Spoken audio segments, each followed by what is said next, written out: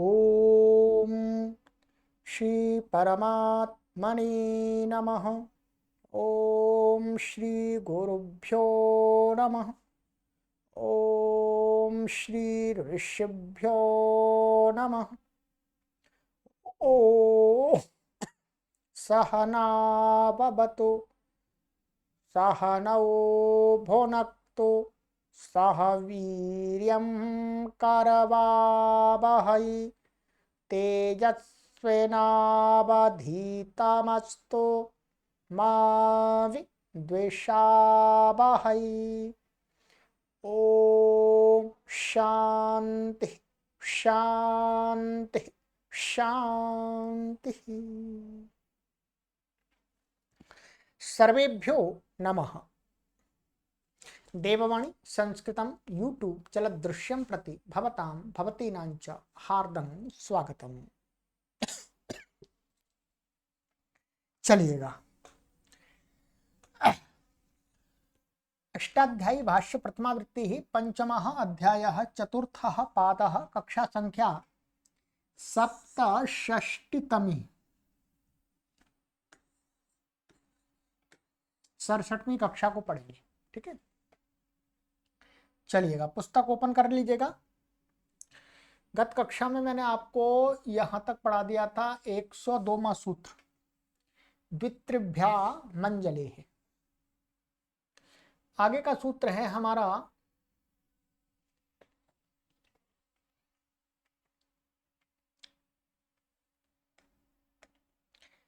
अनसंतान नपुंसकात् छंदसि। ठीक है, पदच्छेद अनसंतात पंचमी व्यक्ति एकवचनांतम, नपुंसकात् पंचमी व्यक्ति एकवचनांतम, छंदसि सप्तमी व्यक्ति एकवचनांतम। समासः अनचा अश्चा अनश अनसौ इत्येतौ अन्ते यस्य स अनसंतः। तो ये सह होगा वास्तव में, जो आ रहा है इसलिए है। तो अनसंतः तस्मात् अनसंतात, ये ह्रस्वकार है इसलिए विसर्ग रहेगा, या इसको संधि होकर के ओ होना चाहिए। तो द्वंद्व गर्भ बहुव्री ही, द्वंद्व पहले द्वंद्व कर दिया इनका, फिर यहाँ बहुव्री कर दिया। अन और अस अंत में है जिसके वह। अनुवृत्ति आ रही है टच तत्पुरुषस्य समासांता तद्यता न्यायप्रातिपदिका प्रत्ययः परश्च। इन पदों की अनुवृत्ति आ रही है।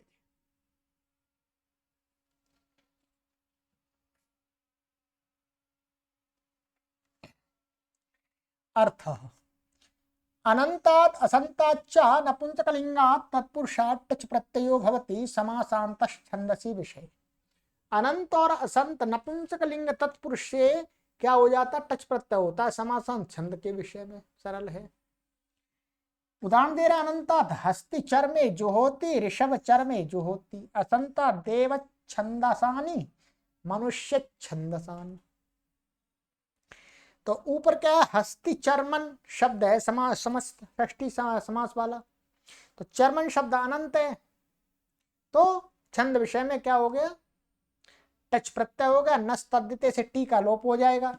ये हस्ति चर्मे सप्तम्यंत का है, तो हस्ति चर्म अकारांत बन जाएगा, फिर उसके रूप चल जाएंगे। तो हस्ति चर्मे सप्तमी एक वचन का है। ठीक है, ऐसे ऋषभ चर्मे, तो ऋषभस्य चर्मा ऋषभ चर्मन, चर्म हो जाएगा, फिर टच हो गया, टी का लोप हो गया, नस्ता देते और हो जाएगा फिर सप्तमी का। ये भी असंतात, ये देवत छंदसानी, तो देवत छंदस ऐसा शब्द है।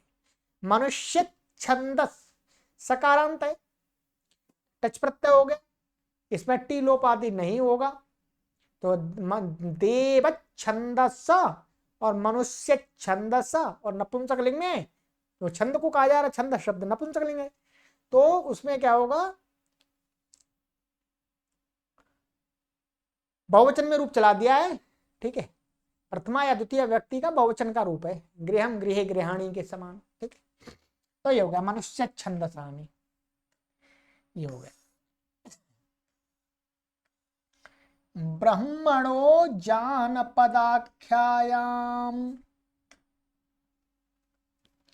ब्रह्मण पंचमी व्यक्ति एकवचनांतम, जानपदाख्यायाम सप्तमी व्यक्ति एकवचनांतम। जानपदस्याख्या जानपदाख्या तस्याम जानपदाख्यायाम, षष्ठी तत्पुरुष समास। ये जानपद है, जनपद शब्द से जानपद बना है। जनपद में होने वाला होता है उसको जानपद कहते हैं। तो जनपद में होने वाले के को कहने के अर्थ में यहां पर कह रहे हैं, ठीक है। अनुवृत्ति टच तत्पुरुषस्य समासांता तद्यता ज्ञाप्रात्मिकात् प्रत्यय परश्च, इनकी अनुवृत्ति है जी। अर्थ ब्रह्मण शब्दांतात् तत्पुरुषात् टच प्रत्यय भवति समासांतो जानपदाख्यायाम। कहते हैं ब्रह्मण शब्द अंत में ऐसे तत्पुरुष समास से टच प्रत्यय हो जाएगा यदि जानपद को कहना हो। जानपद जनपद में रहने वाले किसी वस्तु या व्यक्ति को कहना हो तो कहते हैं सुराष्ट्रेषु ब्रह्मा, सुराष्ट्र ब्रह्मा, अवंति ब्रह्मा। तो यहां पर क्या है, सुराष्ट्र में होने वाला ब्रह्मा। तो सुराष्ट्र क्या है, जनपद है। उस जनपद में होने वाला जो ब्रह्म है, ब्रह्मा है, उसको कहा जा रहा है। तो जानपद का हो गया, ब्रह्म यहां पर क्या है, सुराष्ट्र, सुराष्ट्र ब्रह्मन क्या हो गया, जानपदाख्या हो गया। माने जो ब्रह्मा है वो सुराष्ट्र जनपद में रहता है, तो इसको टच प्रत्यय हो गया, ठीक है।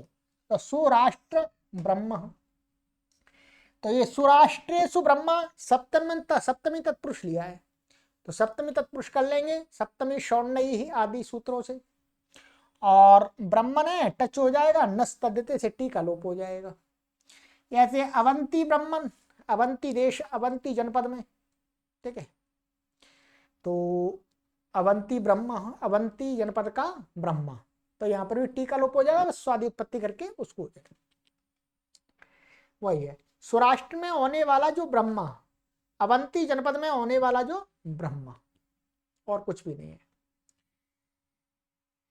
चलिएगा आगे है हमारा सूत्र कुमहद्भ्यामन्यतरस्याम, कुमहद्भ्याम पंचमी व्यक्ति द्विवचनान्तम, अन्यतरस्याम सप्तमी व्यक्ति वचनान्तम। समास कुश्च महांच कुमहान्तौ ताभ्याम कुमहांताभ्याम इतरेतर द्वंद्वः, ठीक है। अनुवृत्ति ब्रह्मणा टच तत्पुरुषस्य समासांता तद्यता ज्ञाप्रात्मिकात् प्रत्ययः परश्च, इन पदों की अनुवृत्ति आ रही है।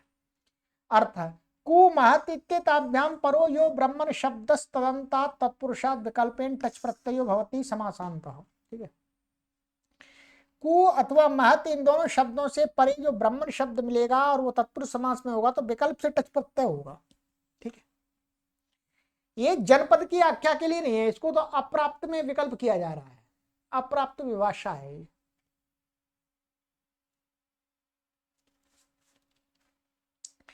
तो जैसे उदाहरण दिया, कुत्सितो ब्रह्मा कुब्रह्मा पक्षे कुब्रह्मा, ऐसे महान चासौ ब्रह्मा च महाब्रह्मा महाब्रह्मा, सरल है, ठीक है।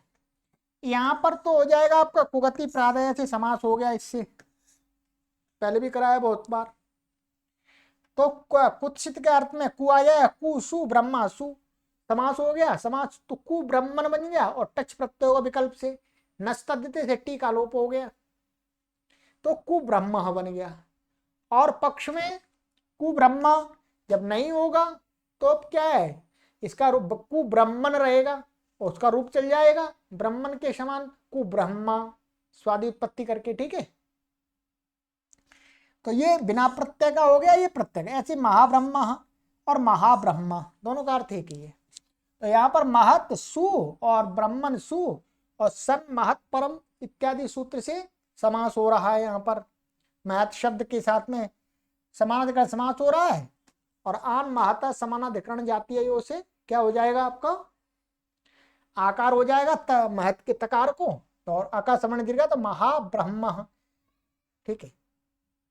और जब प्रत्यय नहीं हुआ, ये जब टी का लोप हो जाएगा प्रत्यय हो जाएगा, तो नहीं प्रत्यय हुआ तो महाब्रह्म बन गया। दोनों का अर्थ समान है, ठीक है। तो ये दिखा रहे हैं जब टच नहीं होगा तो कुब्रह्मा महाब्रह्मा रूप बनेंगे, तो नकारांत के समान ही रूप चलेंगे, तथा टच पक्ष में पूर्व तकारांत के समान ही रूप चलेंगे, राम के समान हो जाएगा। ठीक है। वैसे जैसे ब्राह्मण के रूप चलते हैं पुल्लिंग में, वैसे चलेंगे। चलिएगा आगे है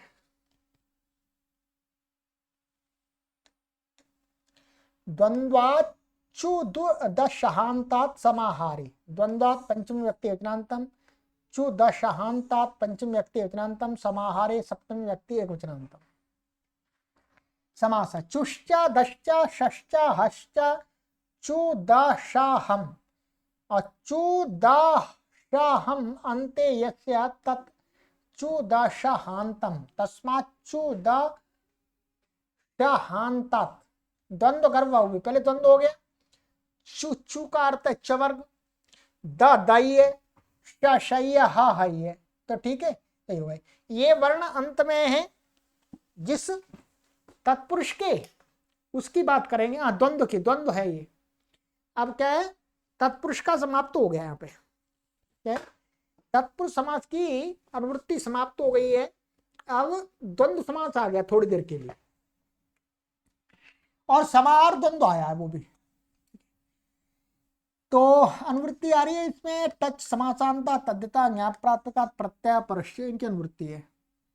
अर्थ चवर्गांता दवर्गा दकारांता शकारांता हकारांता च समारे वर्तमाना द्वंद्वा टच प्रत्ययो भवति समासांतः।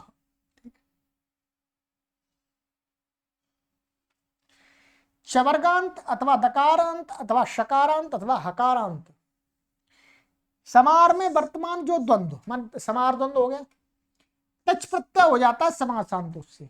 इसकी सिद्धियां पहले भी कराई है मैंने आपको, कुछ दूसरे पाद में आई थी। उदाहरण दिया चवर्गांत, वाक्च त्वक्च वाक त्वचम।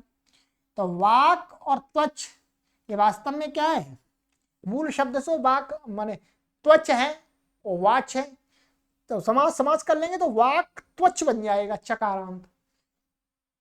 द्वंद्व समास है वाणी और त्वचा, समार द्वंद्व समास है वो भी। तो इसमें आए टच प्रत्यय और टच का अवचा, तो वाक त्वच और वाक त्वचम बन गया। ऐसे ही स्रक्च त्वक्च स्रक त्वचम, कुछ भी नहीं करना है, जोड़ना है बस, ठीक है। द्वंद्व समास हो गया। चार थे द्वंद्व, श्री सृजम, श्री और सृच वो सृज है, ये जका चवर्ग में आ गया ज। ऐसे एडूर्जम, तो एडूर्ज, इड और ऊर्ज जकारांत है, तो इडूर्जम। ऐसे वागूर्जम, वाग वाक वाक और ऊर्ज, तो वागूर्ज जकारांत मिल गया, द्वंद्व समास हो गए। और टच होगा वागूर्जम, समारा इसलिए नपुंसकलिंग हो जाएगा, ठीक है। दकारांतात समिदृशदम संपद विपदम, तो दृशद शब्द है और विपद शब्द है, तो समिद और संपद पूर्व में है, तो वास्तव में अंत में देखना ये दकारांत का हो गया, ठीक है। ये दकारांत विपद।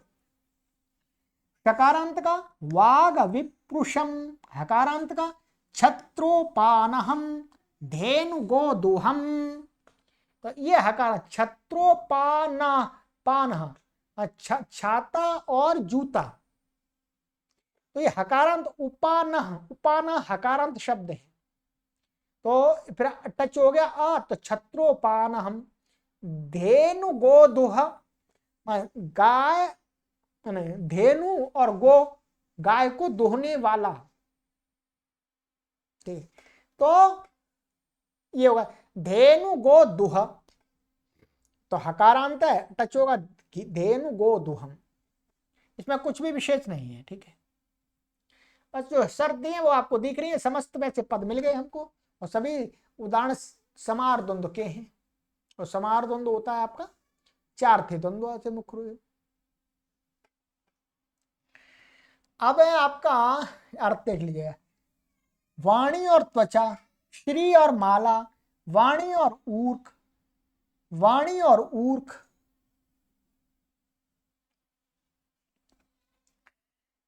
समिधा और पत्थर, वाणी और थूक के छींटे, छत्र और जूते, ठीक है। और ये बताई दे आपका धेनु और गाय को दोहने वाला, ठीक है। ये हो गया। तो ये द्वंद्व समास का एक आ गया, एक सूत्र है केवल द्वंद्व समास के लिए।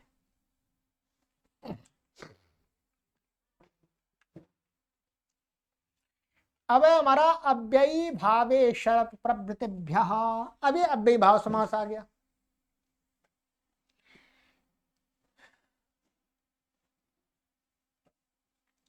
अव्ययी भावे अव्ययी भावे सप्तमी व्यक्ति वचनांतम शरत प्रभृतिभ्या पंचमी व्यक्ति वचनांतम समास। शरत प्रभृति येषां ते शरत प्रभृतया तेभ्यः शरत प्रभृतिभ्यः बहुब्रीहि। मैं शरत प्रभृति शब्द है जिन शब्दों के आदि में उस समूह के सभी शब्द को हो गए शरत प्रभृतिभ्यः शरत प्रभृतयः। अनुवृत्ति इसमें आ रही टच समासांता तद्यता ज्ञाप प्राप्त का प्रत्यय परिश्च, इन पदों की अनुवृत्ति आ रही है। अर्थ शरत प्रभृतिभ्यः प्रातिपदिकेभ्यो व्ययी भावे समासे टच प्रत्ययो भवति समासांत। शरत प्रभृति शब्द जो प्रातिपदिक हैं उनसे अव्ययी भाव समास में, और वो किसमें होने चाहिए? अव्ययी भाव समास वाले होने चाहिए। तो टच प्रत्यय हो जाएगा समासांत। शरदः समीपम, शरद उपशरदम, तो शरद शब्द है, ठीक है। प्रवृत्ति शब्द का अर्थ है शरद, प्रवृत्ति माने आदि, ठीक है।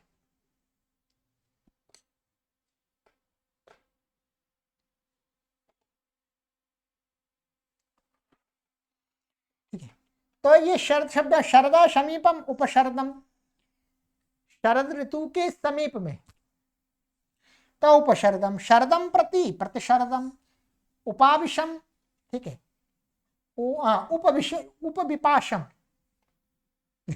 उपविपाशम, तो विपाशस्य समीपम उपविपाशम, और प्रतिविपाशम ऐसे विपाशा है तो विपाशायाः समीपम उपविपाशम, और विपाशाम प्रति प्रतिविपाशम, ऐसा हो जाएगा।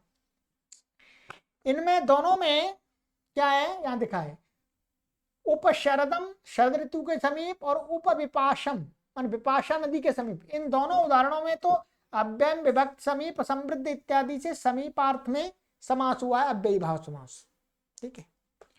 और समीप तथा प्रतिशरदम शरद को अभिमुख करके, प्रतिविपाशम माने विपाशा को अभिमुख करके, इसमें लक्षणेना विप्रति आभिमुख्ये उस सूत्र से अव्ययी भाव समास हुआ है, ठीक है, प्रतिवर्तमान है। तो बस इनसे दोनों से अव्ययी भाव समास होता है। विग्रह आपको अच्छी प्रकार से पहले दिखा दिए। समास होने के बाद में यहां क्या हो गया आपका, समीप अर्थ में उप आ गया है तो उपशरद, ये ऐसा हो जाएगा आपका, इसमें देख लीजिएगा ये बन जाएगा आपका समास होकर उपशरद, ठीक है। और ये टच प्रत्यय हो गया आपका, जुड़ गया उपशरद। अव्ययी भाव समास क्या होता है, अव्ययी भावश्य से नपुंसकलिंग होता है, नपुंसकलिंग बन जाएगा, ठीक है। ऐसे ही आपका ये उपविपाशम, यहां पर क्या कर रहा है, यहां थोड़ा अलग है। ये है आपका उप और विपाशा, ऐसा बनेगा, विपाशा और समासांत टच हो गया, ये सेती जैसे आकार का लोप हो गया तो उपविपाश ऐसा बनेगा, और फिर नपुंसकलिंग हुआ, समास इससे हुआ इसमें, ओ इससे, ठीक है। इसी प्रकार से प्रतिविपाशम और प्रतिशरदम में आपको जान लेना है। समास करने वाला सूत्र अलग हो जाएगा, बाकी प्रक्रिया वही। नपुंसकलिंग होता है अव्ययी भाव समास, अव्ययी भावश्च आपको बता दिया, ठीक है।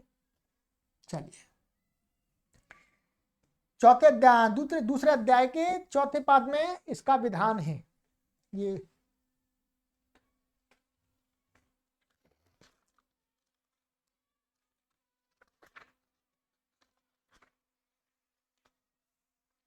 ये 2 4 18, ठीक है, अव्ययी भावश्च, इससे नपुंसकलिंग होता है। ये हो गया आपका। आगे का सूत्र है हमारा, ये 7वां सूत्र था, कोई सूत्र छूटना नहीं चाहिए।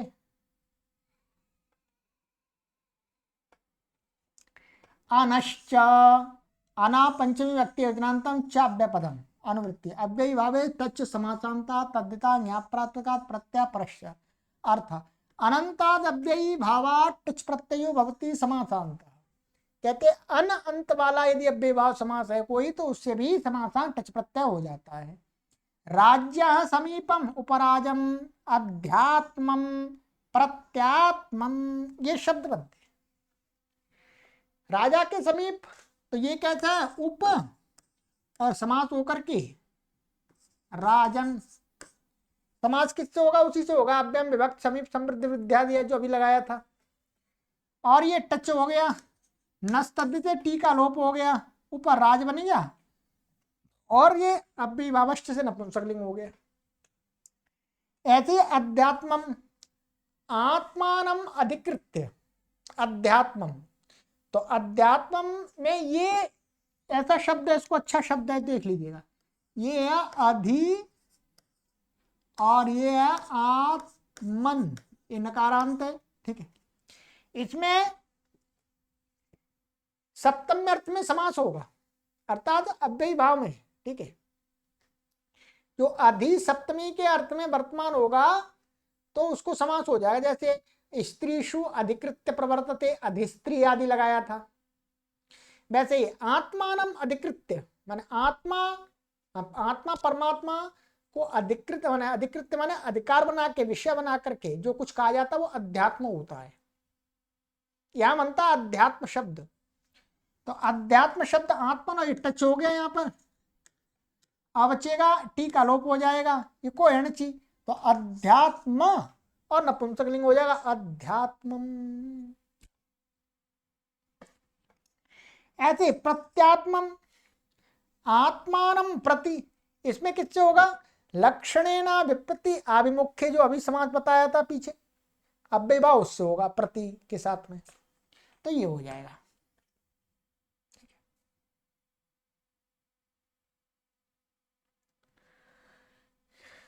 नपुंसकादन्यतरस्याम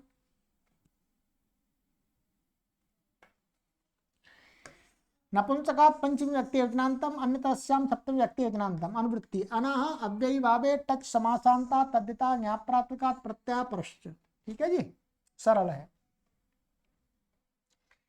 अर्थ अनंतम यन्नपुंसकम तदन्तात् अव्ययी भावात् विकल्पेन टच प्रत्ययो भवति समासांतः। कहते हैं अन अंत वाला जो नपुंसकलिंग शब्द होना चाहिए और तदंत वो अंत में जिसके ऐसे अव्ययी भाव समास से विकल्प से टच प्रत्यय होता है। ठीक है प्रतिचर्मम प्रतिचर्म उपचर्मम उपचर्म समास उसी से होगा। प्रतिचर्मम में तो उसी से हो जाएगा लक्षणेना विपत्ति आभिमुख्य और उपचर्मम में अव्यय विभक्ति समीप समीप अर्थ में उप है। बस इतना ही है। चर्मन शब्द कैसा नपुंसकलिंग है और अव्ययी भाव समास में आ गया। जब प्रत्यय हो जाएगा टच तो टी का लोप हो जाएगा तो प्रतिचर्मम बन जाएगा। जब नपुंसकलिंग हो जाएगा ठीक है और जब टच प्रत्यय नहीं होगा तो प्रतिचर्म तो ये ना माने चाहिए यहां पर क्या है ना जो प्रतिचर्मन चर्मन शब्द के जैसे रूप चलते हैं वैसे चलेंगे। ठीक है ये तो अव्यय बन गया एक तरह से ये अव्यय नहीं बना तो इसका तो प्रतिचर्मम ये क्या है प्रतिचर्मन और फिर सु आएगा सु का हलग्याम दीर्घ सुतिस्पृक्तम हल से लोप हो जाएगा और नकार का नलोपा प्रातिपदिकांत से होगा। और इसमें क्या है चर्मन के अनुवाद का टी लोप होगा नस्तद्धिते से। तो कहने का तात्पर्य ये ह्रस्व अकारांत बन जाएगा और ये प्रतिचर्मन जब समास नहीं होगा वो प्रत्यय नहीं होगा तो नकारांत रहेगा। ठीक है ऐसे ही उपचर्मन उपचर्म इसमें अव्यय विभक्त समीप समृद्धि इत्यादि समीप अर्थ में समास हो जाएगा। सरल है बिल्कुल। ठीक है ये समास का हो गया ये समास नहीं हुआ वो ये प्रत्यय का होगा समासांत का ये जब प्रत्यय नहीं हुआ है तब का है। चलिए लिखा गुरुजी ने लिखा है पक्ष में टी लोप टी भाग का पूर्वत लोप होकर के अकारांत धन शब्द के समान रूप हो जाएंगे और जब टच नहीं होगा तो नकारांत नामन आदि के समान रूप चलेंगे। ठीक है,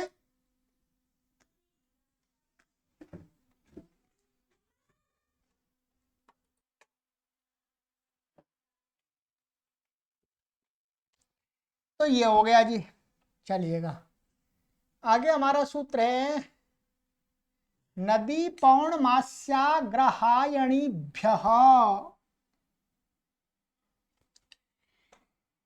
तो नदी पौर्णमास्याग्रहायणीभ्य पंचमी वचनांतम समास। नदी इत्यत्र इतरेतर योग द्वंद्व, तो इसमें इतरेतर योग द्वंद्व कर लीजिएगा। नदी च पौर्णमासी च आग्रहायणी च नदी पौर्णमासी पौर्णमास्याग्रहायण्यः ताभ्यः ग्रहायणीभ्यः। अनुवृत्ति आ रही है अन्यतरस्याम अव्ययी भावे टच समासांता तदिता ज्ञाप्रात्मिका प्रत्यय परश्च, इन पदों की अनुवृत्ति आ रही है। अर्थ नदी पौर्णमासी आग्रहायणी इत्येवं अंतात अव्ययी भावात अन्यतरस्याम टच प्रत्ययो भवति। नदी शब्द अंत में, जिसके पौर्णमासी शब्द अंत में अथवा आग्रहायणी शब्द अंत में ऐसे अव्ययी भाव समास से विकल्प करके टच प्रत्यय होता है, ध्यान देंगे। उदाहरण दिया नद्या समीपम उपनदम, समीप अर्थ में उसी से समास होगा अव्ययम विभक्त समीप इत्यादि से। उपनदी ये तो प्रत्यय हो गया, तब का बन गया, नप्र नहीं प्रत्यय हुआ तो ये बनेगा उपपौर्णमासम उपपौर्णमासी उपग्रहायणम ग्रहायणी। ध्यान देंगे, सरल है, बिल्कुल कुछ नहीं कठिन है। समास उसी से हो रहा है सारे सभी उदाहरणों में। ठीक है, जब प्रत्यय हो जाएगा तो उपनदी और टच प्रत्यय हो गया, टच का यस्य ती जैसे ईकार का लोप हो जाएगा, उपनद बन जाएगा और नपुंसकलिंग हो जाए उपनदम। जब प्रत्यय नहीं होगा तो उपनदी। अब क्या अव्ययी भाव समास किसमें होता है? नपुंसकलिंग में। तो नपुंसकलिंग में होता है तो अव्यय नपुंसकलिंग में क्या कहते हैं? ह्रस्व नपुंसके प्रातिपदिकस्य से ह्रस्व हो जाएगा तो ये ह्रस्व हो गया नपुंसकलिंग। सु आएगा उसका स्वमूर नपुंसकात से लुक हो जाएगा। क्या? स्वमूर नपुंसकात से लुक हो जाएगा। नपुंसकलिंग में लुक होता है तो उपनदी बन गया। ऐसे उपपौर्णमासम उपपौर्णमासी उपाग्रहायणम और उपाग्रहायणी ऐसा होगा, ये छूट गया। ठीक है, उपाग्रहायणी ऐसा। ठीक है, होगा यहां पर भी तो ऐसे होगा, दीर्घ होगा। चलिएगा, यस्य लिख दिया गुरुजी ने, कोई बात नहीं। झया झया पंचमी व्यक्ति वचनांतम अनुवृत्ति अन्यतरस्याम अव्ययी भावे टच समासांता तद्धिता ज्ञाप्रात्मिका प्रत्यय परश्च। झय इति प्रत्याहार ग्रहणम, यहाँ पर झय प्रत्याहार लेना है, ध्यान रखेंगे। अर्थात जयंता अव्ययी भावात विकल्पेन टच प्रत्यय भवति समासांता। झय प्रत्याहार में जो वर्ण आते हैं वो यदि वर्ण अंत में है और अव्ययी भाव समास है तो विकल्प से टच प्रत्यय हो जाता है समासांत। उपसमिधम उपसमित उपदृशदम उपदृशत। तो उपसमिध शब्द है धकारांत, धा झय प्रत्याहार में आता है। समिधा के समीप, तो यहां पर प्रत्यय हो गया, उपसमिधम बन गया। जब प्रत्यय नहीं हुआ तो उपसमित ध रहेगा अंत में, उसको क्या झलाम जशोअंते से पहले द हो जाएगा, फिर वावसाने से विकल्प से चरत्व हो जाएगा तो त हो जाएगा, संधि के सूत्र लग जाएंगे। ठीक है, वो लिख दिया गुरुजी ने। ऐसे ही उपदृशदम, ये उपदृशद दकारांत है और ये उपदृशत यहां लिख दिया है। जैसे यहां प्रत्याहार का ग्रहण है, उपसमिध टच सु उपसमिध अम हो जाएगा नपुंसकलिंग में इसको। ठीक है, तो उपसमिधम।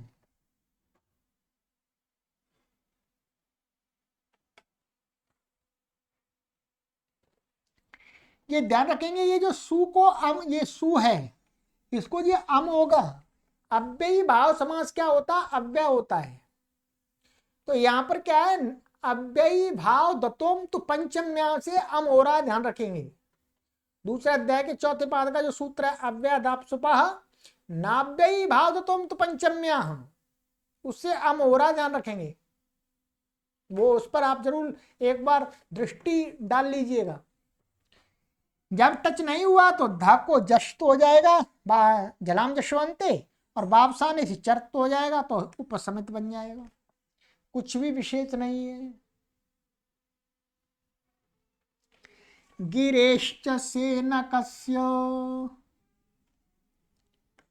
गिरेः पंचमी व्यक्ति योजनांतम च अव्यपदम, सेनकस्य षष्ठी व्यक्ति योजनांतम अनुवृत्ति, अन्यतरस्याम अव्ययी भावे टच समासांता तद्यता ज्ञाप्राप्तिकात् प्रत्यय परश्च, इन पदों की अनुवृत्ति आ रही है जी। ठीक है। अर्थ गिरी शब्दांतात अव्ययी भावात् टच प्रत्ययो विकल्पेन भवति समासांता सेनकस्याचार्यस्य मतेन। गिरी शब्द अंत में ऐसे अव्ययी भाव समास से टच प्रत्यय विकल्प से होता है। किसके मत में? आचार्य सेनक के मत में। दूसरों के मत में नहीं होता है। इसका मतलब ये हुआ। तो अंतरगिरम, ठीक है। और अंतरगिरी आचार्य सेनक के मत में तो दो बनते हैं, दूसरों के मत में केवल ये वाला बनेगा। उपगिरम, उपगिरी, तो यहां पर भी, यहां पर जो अर्थ दिया है कुछ ऐसा अर्थ तो नहीं दिया। गिरी के अंदर ये अर्थ होगा। तो यहां पर भी ये अंतर अव्यय है, तो इसमें अव्यय भाव समास हो जाएगा अव्यय विभक्त समीपादि से, और समास हो जाएगा टच प्रत्यय होगा तो उपगिरम अंतरगिरम बन जाएगा। और नहीं होगा तो अंतरगिरी। यहां पर ह्रस्व करने की आवश्यकता नहीं, गिरी शब्द पहले से ही ह्रस्व है। ठीक है। स्व अव्यय और हाँ अव्ययदाप सुपर से लुक हो जाएगा यहाँ वास्तव में। क्या अव्ययदाप सुपर से अव्यय भाव है इसलिए अव्ययदाप सुपर लगेगा, स्वमोर नपुंसकात नहीं लगेगा। मैंने एक बार अभी बोला था स्वमोर नपुंसकात, वो नहीं लगेगा, ध्यान रखेंगे। अव्ययदाप सुपर लगेगा। क्या लगेगा? अव्ययदाप सुपर से सु का लुक हो जाएगा। यहां बताया था, यहां मेरे से भूल हुई थी शायद। यहां पर वास्तव में क्या है, सु का जो लुक होगा वो अव्ययदाप सुपर से होगा। ठीक है। क्योंकि रस्वीकारांत यहाँ तो अम हो जाएगा, नाभ्ययी भाव तो पंचम में आसे। ठीक है। चलिएगा, ये हो गया। तो योगरी के ऐसे उपगिरम, उपगिरी गिरी के समीप, ये समीप अर्थ में हो जाएगा।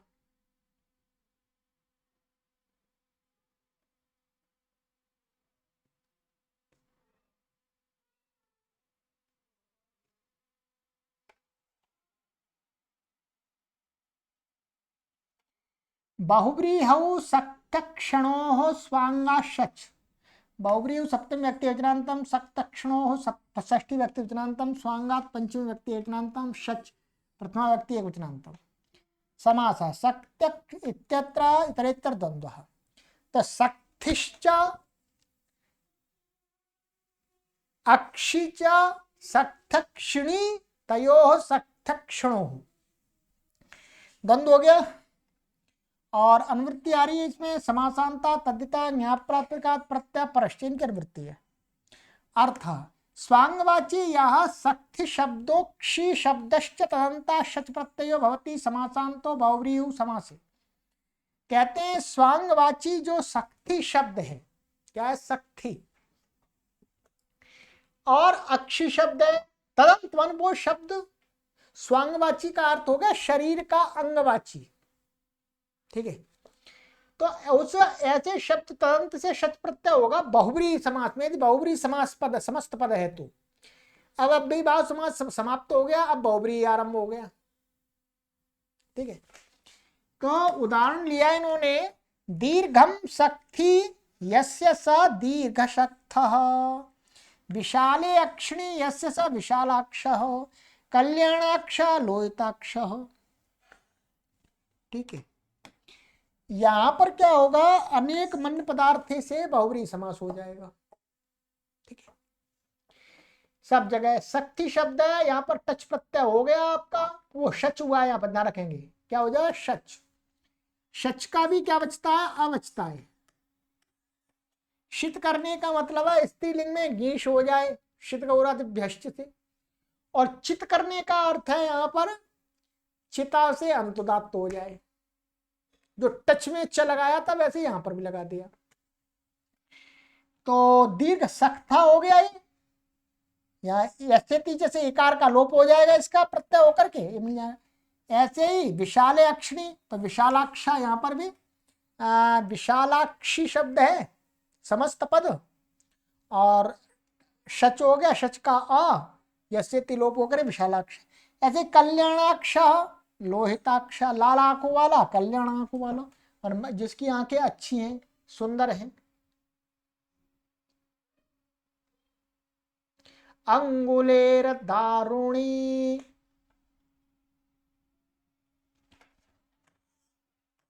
अंगुले पंचमी व्यक्ति योजनांतम, दारुणी सप्तमी व्यक्ति योजनांतम, अनुवृत्ति बहुव्रीहि शच समासांता तद्यता न्याप्रात्मका प्रत्यय परश्च। अर्थ अंगुली शब्दांतात बहुव्रीहि शच प्रत्ययो भवति समासांतो दारुणी वाच्य। अंगुली शब्द से अंत में जिसके ऐसे बहुव्रीहि से शच प्रत्यय होता है समासांत, यदि दारुणी वाच्य लकड़ी को कहना हो तो द्वे अंगुली अस्या द्व्यंगुलम दारू, दो अंगुल परिमाण माने दो अंगुली है, दो अंगुल है जिसका इस लकड़ी का, दो अंगुल वाली लकड़ी, तो द्व्यंगुलम हो गया। त्रियंगुलम दारू, पंचांगुलम दारू, 5 अंगुल वाली, ठीक है। दो अंगुली जैसे अच्छा अवयव वाली कह रहे हैं। ये इनका कहने का अर्थ है द्वे अंगुली माने ऐसी लकड़ी जिसमें ऐसी होती है ना दो अंगुली वाली, माने बीच से ऐसी कई ऐसे दो शाखाएं चली जाती हैं लकड़ी में, तो ऐसी होती है, किसी में 3 होती हैं ऐसी, किसी में 4, किसी में 5, तो वो बता रहे हैं द्व्यंगुलम दारू का 2 अंगुली जैसे अवयव वाली लकड़ी। लकड़ी कई होती है ऐसे होती है, पेड़ काटते हैं तो वो ऐसी शाखा काटते हैं उसमें ऐसा निकला होता है। तो यहाँ पर कुछ भी विशेष नहीं है, बहुव्रीहि समास हुआ है, अनेक मन्य पदार्थ से समास हो गया। समास होने के बाद में अंगुली दीर्घ द्वे अंगुली ई आएगा ह्रस्व, उसका यसेति जैसे लोप हो जाएगा, ठीक है, और शच का आ जुड़ जाएगा इसमें, तो द्वंग और एक लग जाएगा द्व्यंगुलम दारू त्रियंगुलम पंचांगुलम।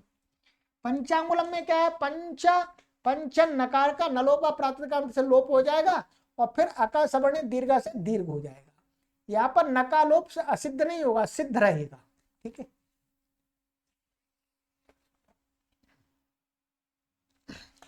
तो ये हो गया, और इसमें आप अपने आप कर सकते हैं, बहुत अब तो हो गया। द्वित्रिभ्याम शा मूर्धनः, द्वित्रिभ्याम पंचमी व्यक्ति विचरांतम शा लुप्त प्रथमांत निर्देश मूर्धना पंचमी व्यक्ति विचरांतम समासा द्वित्रित्यत्र समाइतरेतर द्वंद्वः तद्दिश्च